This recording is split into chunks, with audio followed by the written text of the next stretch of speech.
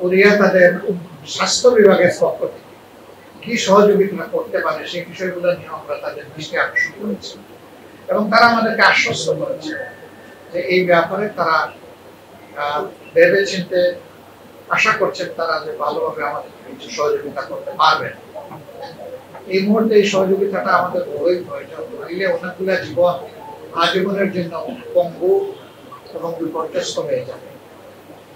আমরা আমাদের দেশের ডেভেলপমেন্টে তাদের যে স্কিল অভিজ্ঞতা সেটাকে কিভাবে আরো বেশি আমরা পেতে পারি সেই বিষয়গুলো নিয়ে আমরা আলোচনা করেছি। একই সাথে কোরিয়াতে বসবাসরত বাংলাদেশিরা আরো কিভাবে বড় অবদান রাখতে পারেন এবং এদেশ থেকে আরো বেশি স্কিল ওয়ার্কার কোরিয়ায় যেতে পারেন সেই বিষয়গুলো আমরা আলোচনায় নিয়েছি। আমাদের আলোচনা অত্যন্ত চমৎকার হয়েছে, সন্তোষজনক হয়েছে, আমরা আশ্বস্ত হয়েছি।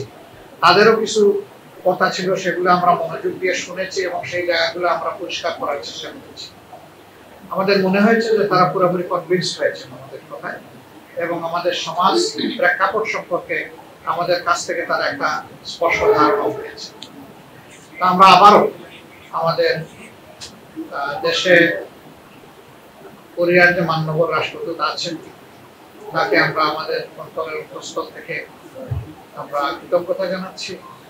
15.5 বছর আমাদের উপর তাণ্ডব চলার পরে এই অফিস খুলে বসেছি আমরা মাত্র 2 মাস।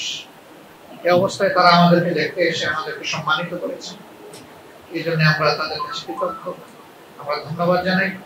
একই সাথে আমরা আশা করি দুই দেশ আগামীতে পারস্পরিক শ্রদ্ধা এবং সহমর্মিতার ভিত্তিতে আরো বেশি সামনে এগিয়ে যাবে, দুই দেশের সম্পর্ক উন্নয়নের একটা চূড়ার দিকে আগাবে।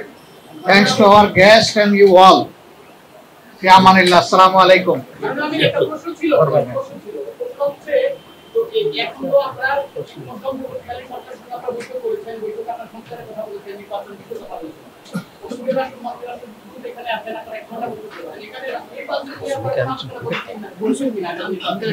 আমাদের দেশের আভ্যন্তরীণ ব্যাপার।